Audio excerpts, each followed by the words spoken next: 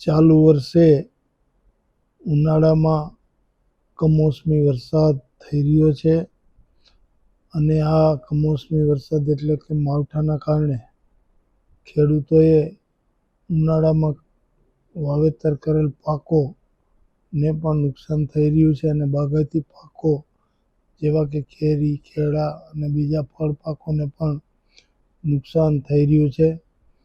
આ માવઠાના કારણે જે પરિસ્થિતિ ઊભી થઈ છે તે અંગે અમારું ખેતીવાડી ખાતું જે તે જિલ્લાઓના માવઠાગ્રસ્ત વિસ્તારોમાં સર્વે કરી રહ્યું છે અને આ કાર્યવાહી સર્વે બાદ સરકાર પાસે અહેવાલ આવશે ત્યાર પછી એની આગળની વિચારણા અમે હાથ ધરશું. સાહેબ, હાલ જે વાવાઝોડાની હવામાન વિભાગની આગાહી છે તો યાર્ડ અને ખાસ કરીને માછીમારોને લઈને કઈ પ્રકારની કાર્યવાહી સરકાર દ્વારા?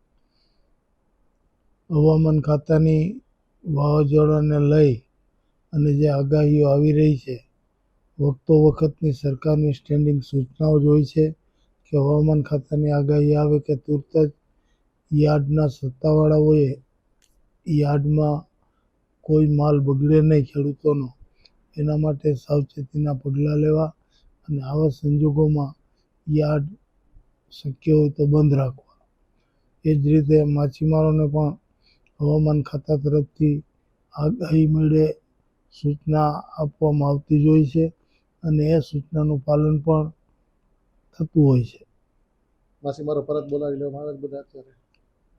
હજી તો એવી કોઈ પરિસ્થિતિ ઊભી નથી થઈ પણ માછીમારોને હવામાન વિશેની આગાહી અંગે સાવચેત કરવામાં આવી રહ્યા છે મત્સ્યોદ્યોગ વિભાગ દ્વારા.